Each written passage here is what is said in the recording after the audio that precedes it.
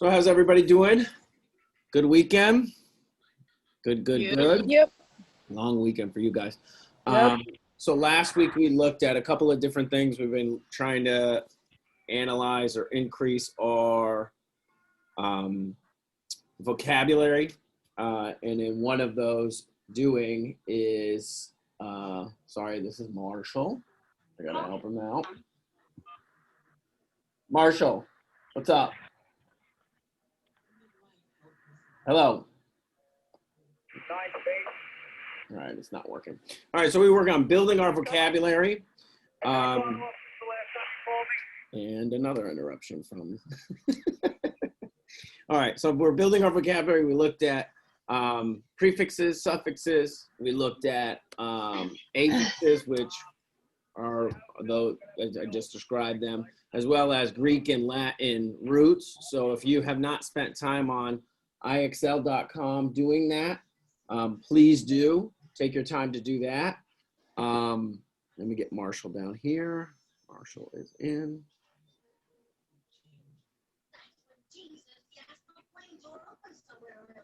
And then we briefly went over last class, I think one of the most important tools, especially if you're going to take a high stakes test like the GED, is breaking down information and really context clues. So I want to show you a quick lesson on context clues to refresh what we're doing. We're going to work on that a little bit together on IXL.com.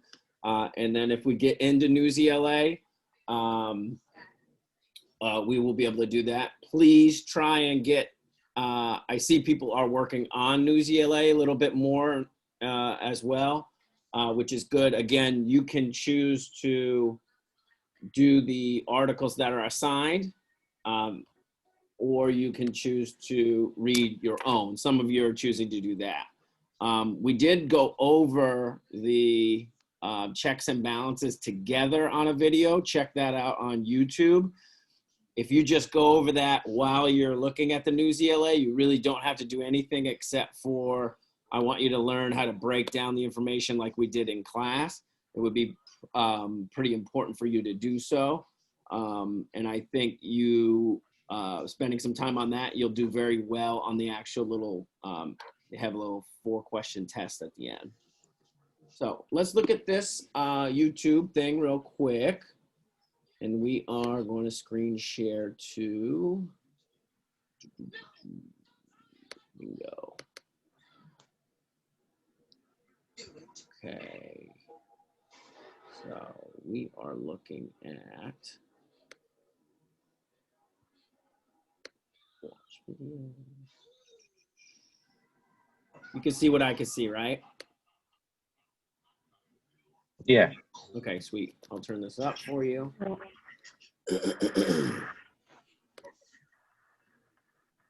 I think this is a very succinct breakdown of context clues. I'll move this. All right, let's see if we can get this going.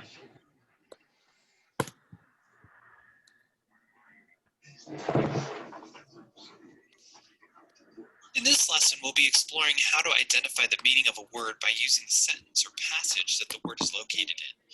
We will also explore the different types of context clues that authors use to help readers define words. If we were asked to define the word abrogate, chances are that we might not be able to do it. However, if I put the word into a sentence, there's a high probability that we would be able to come up with a definition that is close to the meaning. Anybody know abrogate? I don't, and I have 3 degrees, so it's okay not to know a word, but we want to break it down. When we're able to define a word based upon the sentence it's located in, it's called defining by context or using context clues. Good readers do not spend time looking up words in dictionaries. Indeed, individuals. And you won't have that option when you're taking a standardized test like the GED. It would be lovely for you to have a dictionary right there. This is the skill set that removes that necessity to have a dictionary. Context clues, building this skill, I think is one of your the best ways to increase your scores. very large vocabularies typically acquire their vocabulary through reading many books and defining words using context. Let's see if we can figure out what abrogate means based upon the context of the following sentence. King George tried to abrogate the work of the Continental Congress by repealing or canceling many of the laws that Congress enacted. This particular sentence gives some hints about what the word might be. See if you can pick them up. When I read the sentence, two words stick out to me: repealing and canceling. In my mind, I'm thinking to myself, if King George was repealing or canceling the laws that Congress was writing, then to abrogate the work must mean to prevent or stop it. I want to make sure that I've got it right, so I go back and I reread the sentence with one or both of the substitute words in the sentence to see if it works. King George tried to prevent or stop the work of the Continental Congress by repealing or canceling many of the laws that Congress enacted. It seems to work.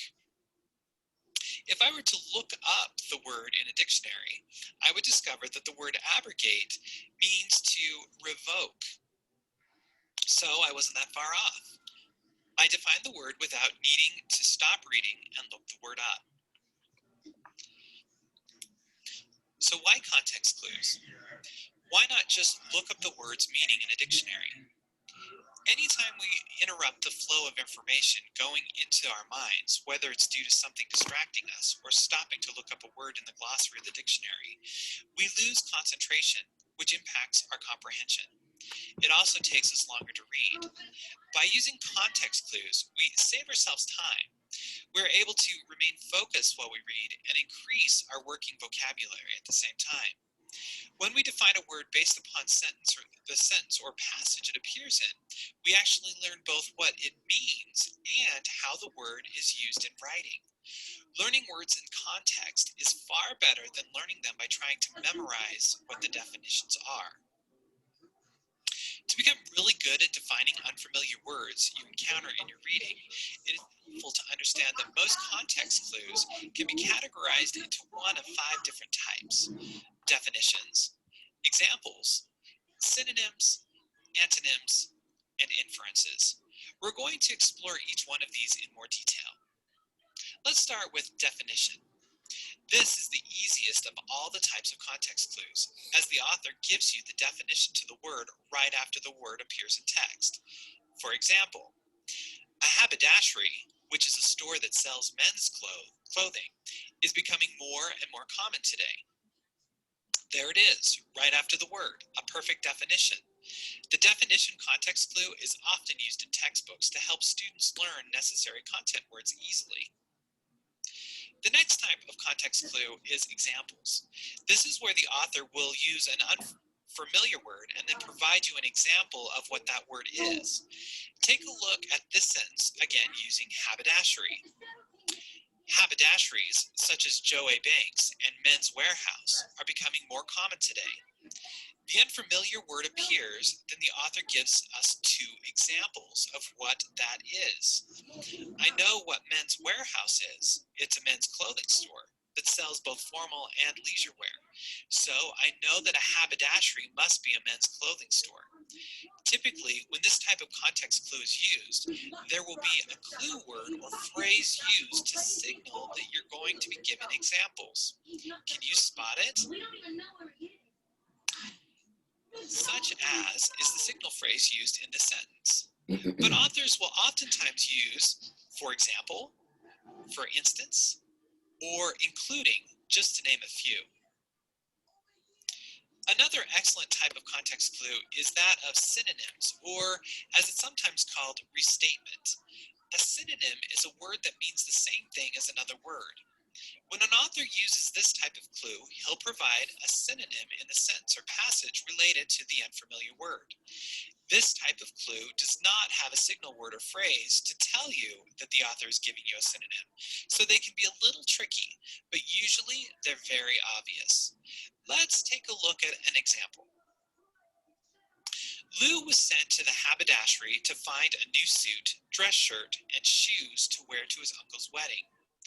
In this example, the author uses keywords that often are synonymous or found in a haberdashery.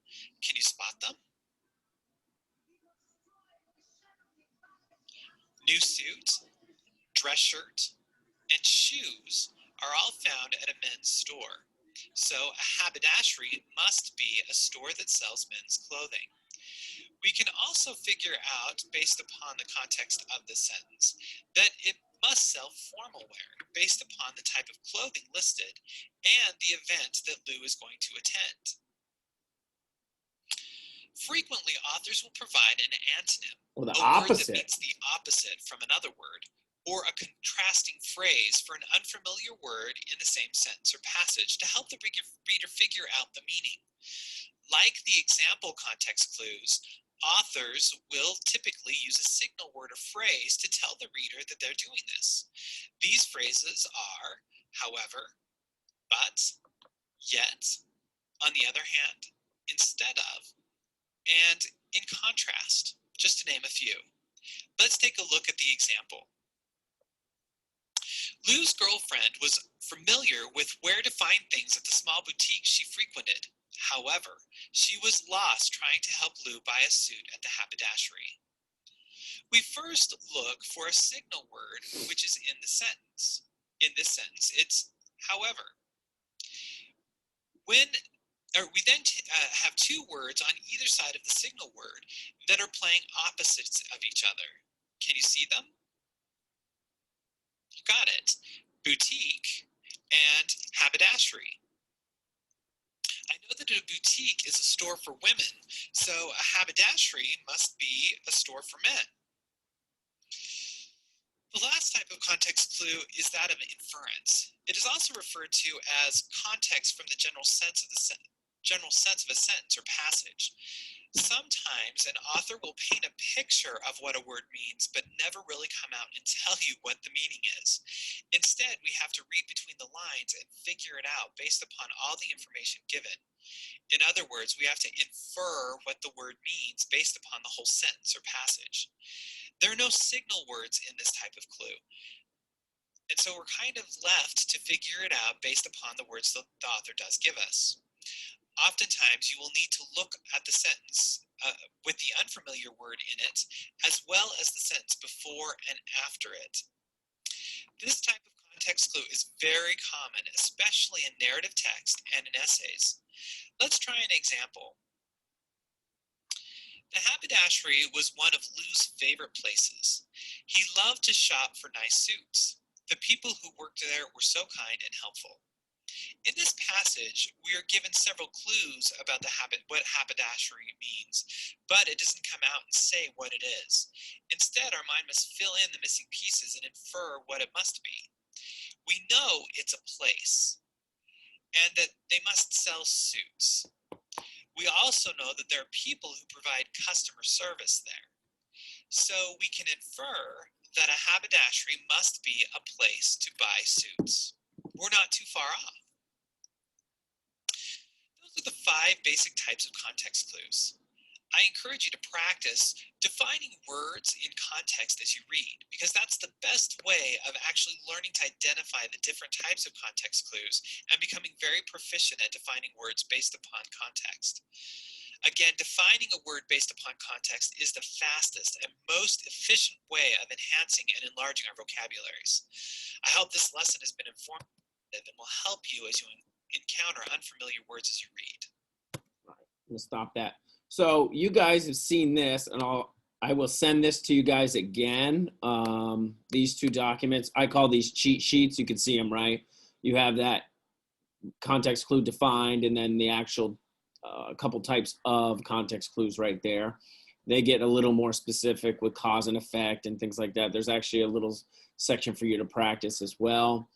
But this one I like. This actually, they use the same similar the haberdashery thing in our example from the little video today. So let's look at that. We're going to practice now. So I'll need your guys' help with let's share. back at that section. So I need your guys' help if you can, so you can turn your speakers on or your mics on to check out. We're going to go to IXL.com learning. Well, let's look at the analysis, because I can do an analysis of everybody and all at once that we worked 34 hours this year. We can look at the last couple of days. I don't want to print that summary. Look at all the students at once, see who's done different things. Let's look real quick at the diagnostics, see who needs to get that done. As we have open enrollment, we know that some people are a little further ahead than others. So if your name is there, you're doing well, and you've started at least the diagnostic section. Down here, we need to get that done or started or continue using it. There's not enough data to give you at that point in time. So let's practice. So we're going to learning. We are going to go up towards, well, first we need to be in language arts. Let's do 7th grade. See if we can't do that. 7th grade. You guys will help me out with this, I hope. Going down to context clues should be in vocabulary. So again, we looked at prefixes, suffixes, Greek, Latin roots, and now we're looking at context clues here, okay? So, do we have any volunteers to read? We do have 12 people here, so can you see it? Yeah. All right, somebody want to read that?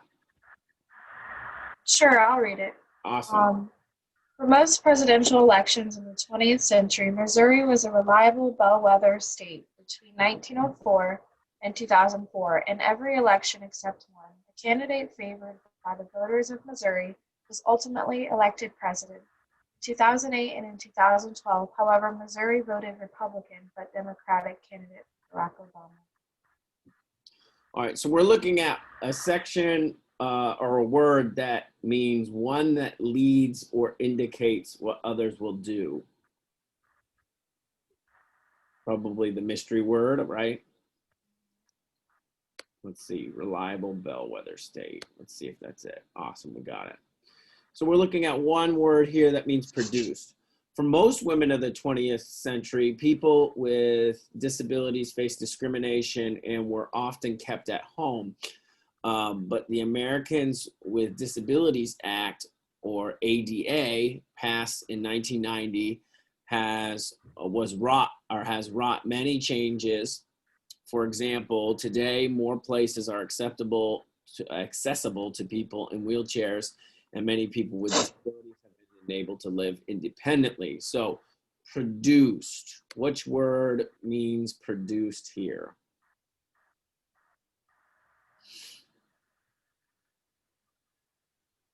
And we can substitute it. So if you can give a guess, and we'll just substitute it in there. Which one do you think?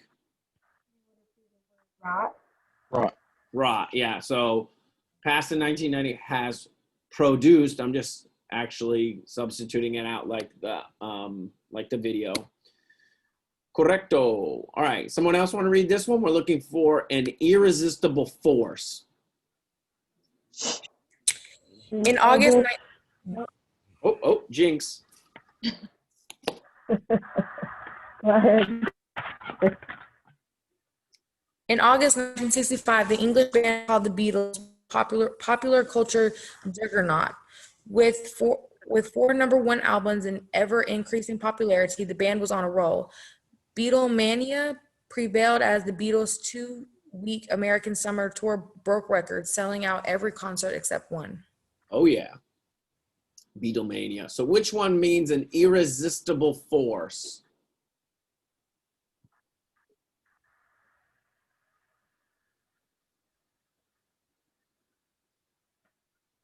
So the two words that you may not know would be Beatlemania or juggernaut. Which do you think makes sense? Let's split.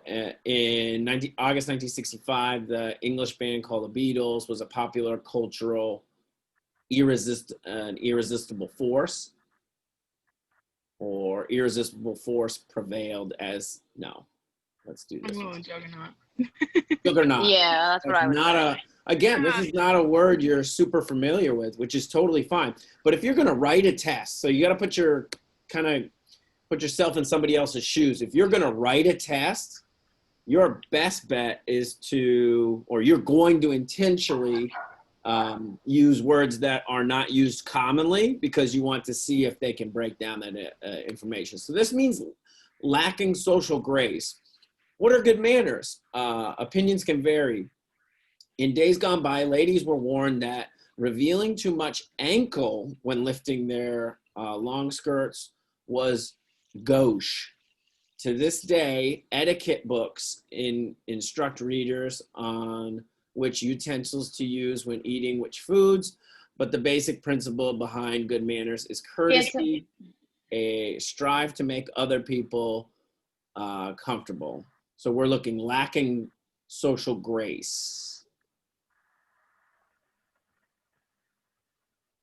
Which one do you guys think? Probably the unfamiliar word. Gosh. So let's Yeah. so revealing too much ankle when lifting their skirts was lacking in social grace. I wonder when this was written. Too much ankle. All right, so we're gonna go back to V and go to 2. Determining the meaning of words using synonyms, okay? And go through some more of these, okay? All right, so we are looking for the synonym. And Mandy is back in. I gotta admit someone. Looking for the synonym. 1, 2, 3, 4, 5, 6, 7, 8, 9, 10, 11, 12, 13. Okay. A survey found that nearly half of workers didn't negotiate the compensation at their job. A faltering economy and years of layoffs made many employees avoid the negotiation process and simply accept the pay they were offered. So it's basically 2 of the same sentences. You're saying the same thing in each sentence. Which is the one that is the synonym with compensation?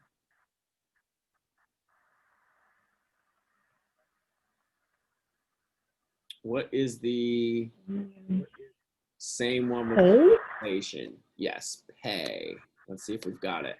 Excelente.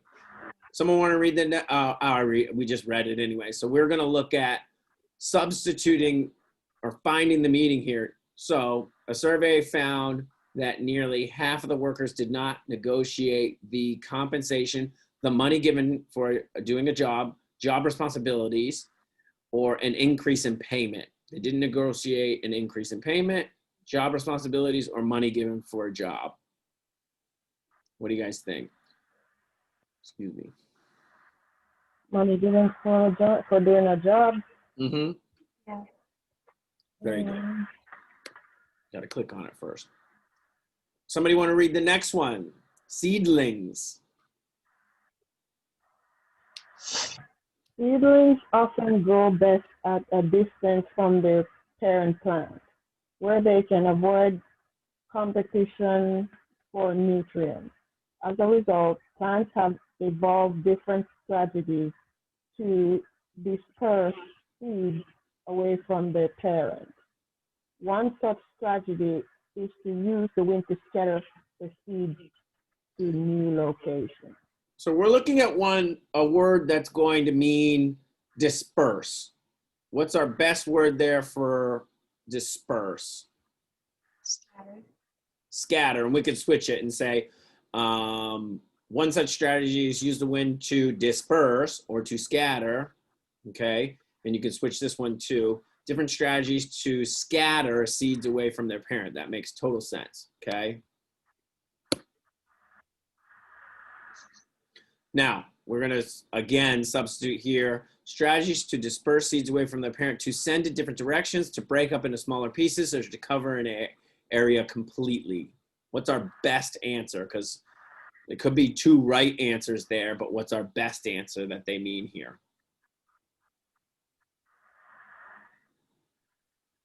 When you're sowing seed or you're planting seeds, are you breaking them up into smaller pieces? No, that would ruin the seed, right? Are you covering a whole complete area? Maybe that is an answer, but is that better than to send in a different direction? in different directions. I think that's our best bet. Next one. As the sun began to set, the island castaway was barely able to discern a ship on the horizon. Did that mean that someone aboard the ship might be able to notice him too? He jumped to his feet and frantically waved his arms, yelling, "Over here, over here." So we are trying to substitute. We're looking for the synonym for discern.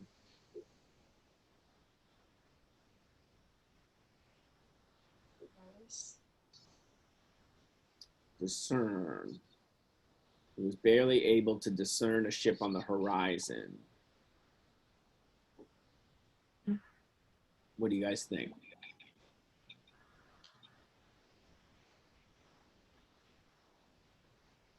How about notice? Yep. And then we are switching this out. So was barely able to detect a ship on the horizon, to reach a ship on the horizon, or to search for. Now, reach, I think, is the bogus one. This is a good answer, and this is a good answer. Which is the best one, detect or search for? I would say detect. Detect, yeah. So it is the ability to be able to see that.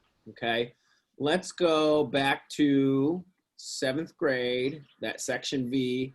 We're now going to switch gears and look at opposite or antonyms. Okay, real quick.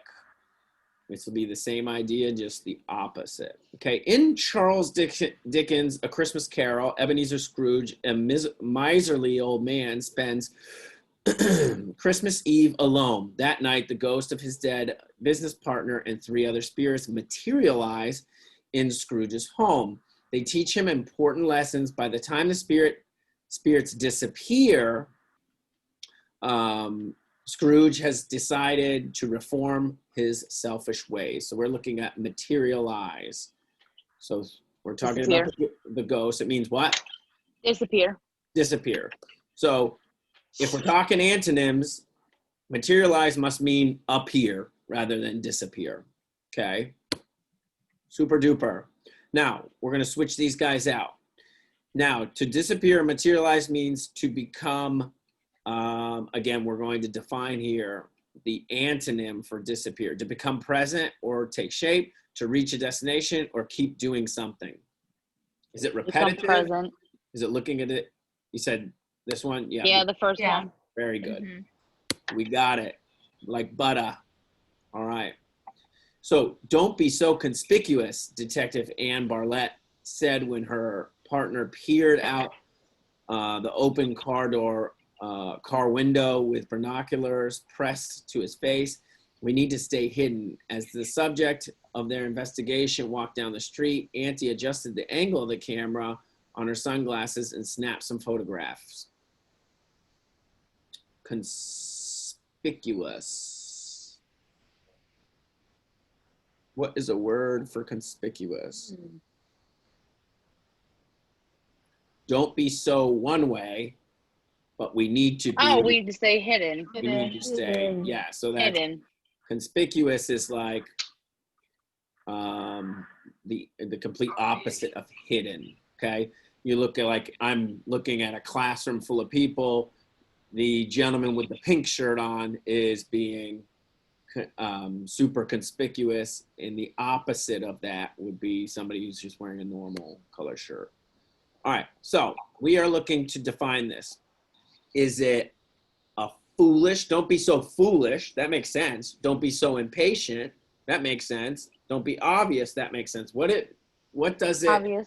Obvious. Yes. So hidden would be the opposite of obvious. Impatient does not mean the opposite of hidden, and foolish does not mean the opposite. So you can fit those in, but you're looking at having the best definition. So it is, don't be so obvious, okay? Don't be so out there.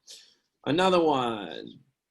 I often chide my husband about his cell phone addiction. He always checks his messages in the middle of dinner and even at the movies. If he tried to limit his cell phone usage every now and then, I would applaud him for his efforts. So I do this one thing to my husband because of his phone addiction, but if he were to limit it, I would do this other thing. Applaud. Applaud. Yeah. So chide is the opposite of applauding, okay? Funny word we don't really use too much. Super duper here. So chide, we're gonna switch this in. I often make fun of, express disapproval, or destroy the power of. Express disapproval. Yeah, it's not destroying anything, and it's not really making fun of. It's not a humorous thing, okay? It's a disapproval thing. Very good. Let's do another one. Basketball legends Irving Magic Johnson and Larry Bird were rivals throughout their college and professional careers. When they shot a commercial together in 1986, however, Johnson and Bird's rivalry transitioned into a friendship that served as a basis for a Broadway show, Magic Bird. Friendship. Yeah, so a rivalry, the opposite would be a Friendship. friendship. Very good. And I believe that commercial was Converse.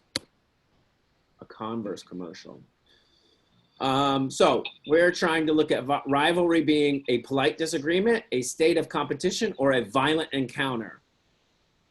Did they have a violent encounter if they became a friendship? Had a friendship? No. Was it a state of competition? Possibly. Or was it a disagreement? What's our best answer?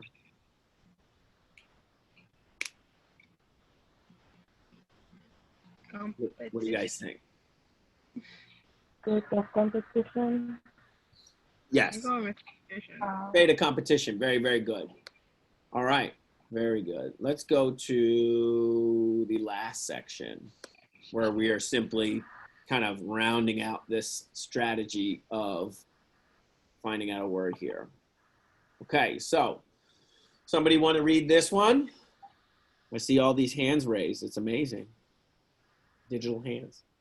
Anyone?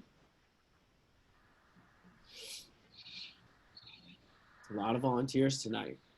You guys need some coffee before you get into class. At high altitudes, one might look into the night sky and see dazzling curtains of colorful light. The brilliant sight, known as an aurora, is the result of solar winds.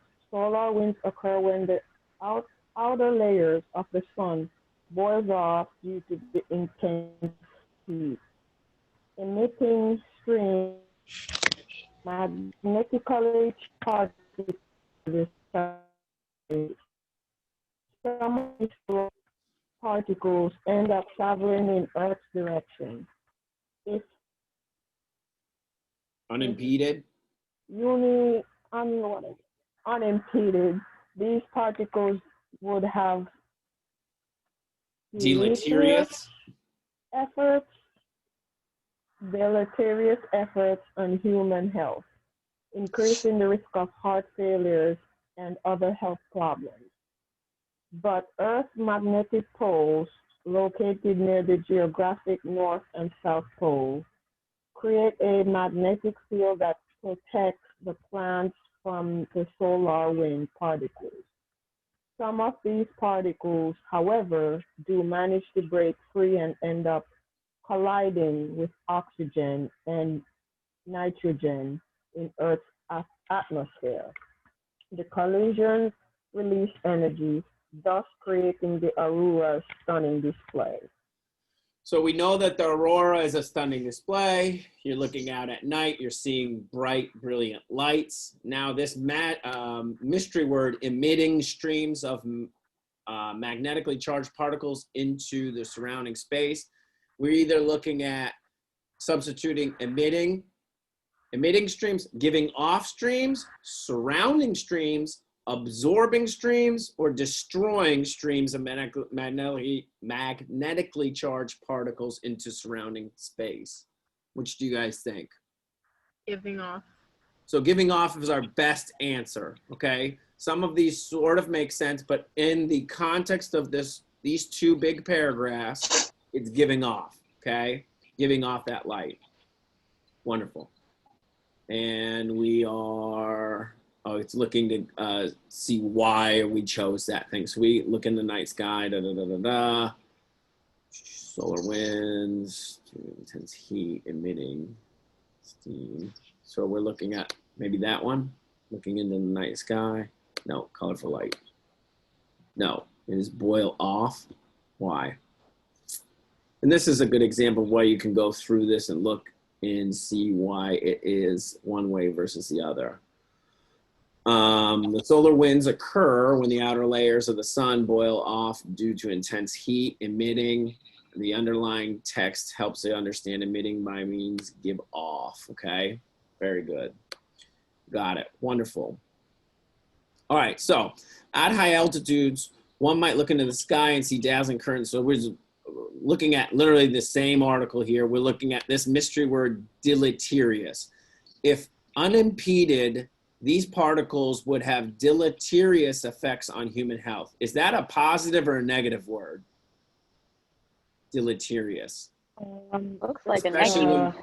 especially when we're looking at increased risk of heart failure and health problems. That's not a good word. So I would put like if you ever have the chance, I would put a negative or a minus sign on that. So unnoticeable, if it's negative, it's not unnoticeable. Unpredictable, maybe. Harmful, maybe. Yep.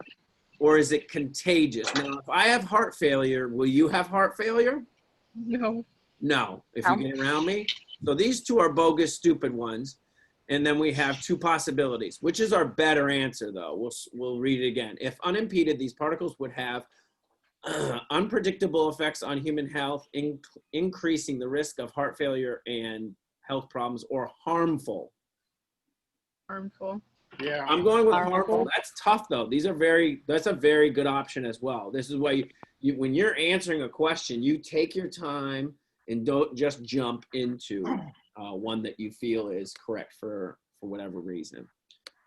Let's submit it. We got brilliant on that one. So through the deleterious, we're probably going to go with this one, that it is being explained by increasing risk of heart failure, like we did when we just verbalized that. Terrific. Cool. Sweet. All right. Next one. Dr. Martin Luther King was one of the foremost figures during American civil rights movement. In fact, many consider him to be one of the greatest leaders of the 20th century. He pushed for African Americans to have the same rights as white citizens, including equal access to both public and private facilities, such as schools, workplaces, stores, restaurants. Also a skilled orator.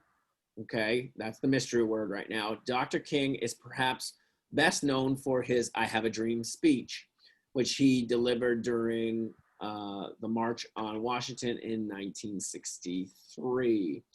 While other civil rights groups at that time were willing to use any means necessary to bring about change, Dr. King was an advocate for nonviolent action. He encouraged peaceful protests and was even awarded a Nobel Peace Prize at the strikingly young age of 35. Sadly, Dr. King was killed in 1968. Still, his message of equal rights for all people and his teaching of peace live on in posterity. In the years since, Americans have continued to work towards that dream. So we're looking for order and trying to understand if that is a skilled public speaker, leader, thinker, politician. Speaker makes sense. Even leader makes sense. Mm-hmm. Thinker does. I don't think politics wasn't in there. So that's our dumb one. What's our best out of speaker, leader, and thinker? Public speaker. Probably speaker, because we're talking about the I Have a Dream speech. Okay. So let's do that one. Submit it. Excelente. Now we're looking at the order. We're going to use that same kind of understanding there because we are looking at, boom, his speech. Keep it up, Buttercup. Posterity. Now, still, his message of equal rights for all people and his teaching, this is an antonym, of peace, live on in posterity in the years since, so that's the opposite understanding, Americans have continued to work towards his dream. So Posterity means future generations, infinity, equality, or historical data. Future generation. Thank you. It's either infinity or future generations. Very good work. How do we know that? In the year since, we can see that we've worked toward that, okay? All right. Now you're getting, so this is only 7th grade. These aren't particular easy words. Stymied is not an easy word. So use the context clue cheat sheets that I emailed you last time. I'll email them to you again.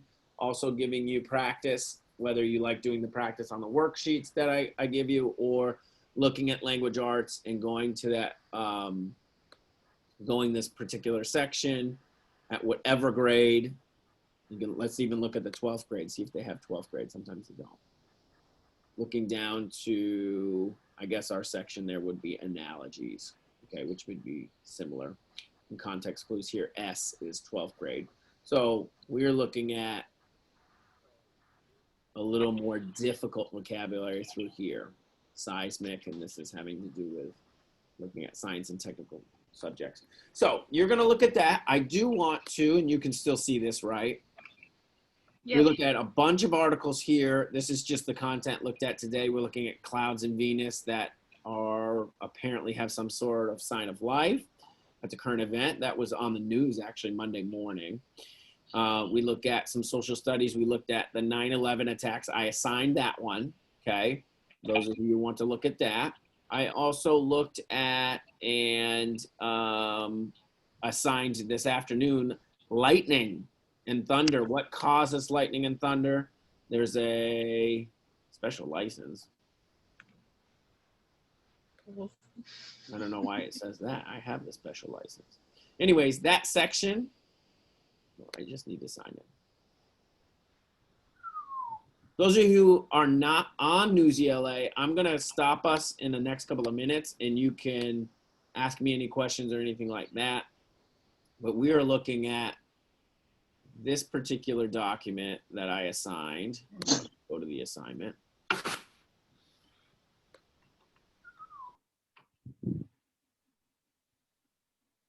Everything works so much faster when you have Zoom on. All right. So we can look at that assignment that I sent you guys earlier today. 2 have already looked at it, which is awesome, makes me happy. But take a second look at that, okay? I sent you guys a little message, and then you have a different section, all right? Marshall, you gotta take more than 4 minutes on it though, okay? I will let you guys, let me just look at the regular article. So in this particular article, being that we are, as I wrote, we are the lightning capital of the world. That's our hockey team's name for a reason. We are going to look at how it's created, what's going on. This is our science, just looking at it in a little section in science. So I'm going to stop sharing. Any questions for me? We have 11 minutes before you have to do fun math, okay? So I'll let you guys decide if you want to stay on and have any questions for me, comments for me. Awesome. If you don't, take a 10-minute break, go get something to eat, something to drink, and I'll say a prayer for your math class. All right? All right. See you Thursday. All right, see you Thursday. Bye. Bye.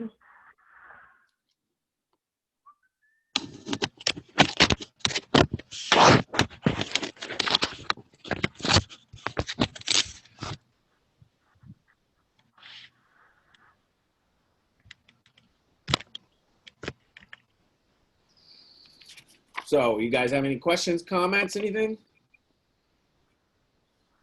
Nope. All right.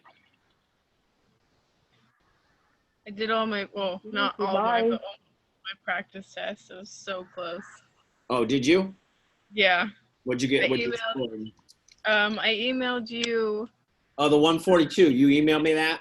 Yeah. Okay, yeah. So that's kind of your choice. You're that close where I always, again, you think of it as like your red light, your yellow light, your green light. Your, Mhm. your green light means go, just go do it. But you're only 3 away, so that's a matter of sometimes literally less than 3 questions. So it's kind of really up to you whether you want to take some more time. Which section was it? I know. So let's see. I got. Hold on. Was it I got a science, social studies, or language arts? I think it was history. I got a 142. Okay, Or cool. Okay, yeah, so social studies. Yeah, it's really up to you. If you feel like you want to go ahead and attack it and like kind of, you know, throw the dice on that, that's up to you. Or if you want to crank out a bunch of social studies articles and social studies section on IXL for a little bit and then retake the practice test, you can also do that. It's worth $6 if you want to. Yeah. Yeah. So. But I kept getting the "you're so close." So language, I got a 144. Social Well, studies, I yeah. got 142, and then science, I got 144. Yeah, so you're really knocking, you're totally knocking on the door there, especially 144. That's literally one question, or you writing your essay better. So, did you write the essay? I did, but it doesn't grade it. It asks, or it tells like me to ask you to grade it, but it's not even worth it. I didn't even get the bare If you minimum. want to send it, if you want to send it to me, you can. When you're doing the written section, the goal is to analyze which argument. You're given 2 arguments, so you analyze which argument is the better argument. Not sometimes you start putting your own opinion in there and you're saying, I believe this or I believe that. No, you're believing what that person says is a better argument or a worse argument. So, Yeah. and I have can send you the link if you literally want to Google GED extended response. There's 8 lessons and they're like 4 minutes a pop, and they give you itemize how they want your response to look like. All right. I couldn't even get the bare minimum before the time ran out. I got really okay. Like 2.5 paragraphs. Okay. Not even before my time ran out. I literally had like a minute left, and I was like, well, I guess I'm done writing. All righty. Well, all right, my friends. I'm going to log everybody off here in a sec. All righty. All right. We'll see you. Have a good one. Bye. Bye-bye.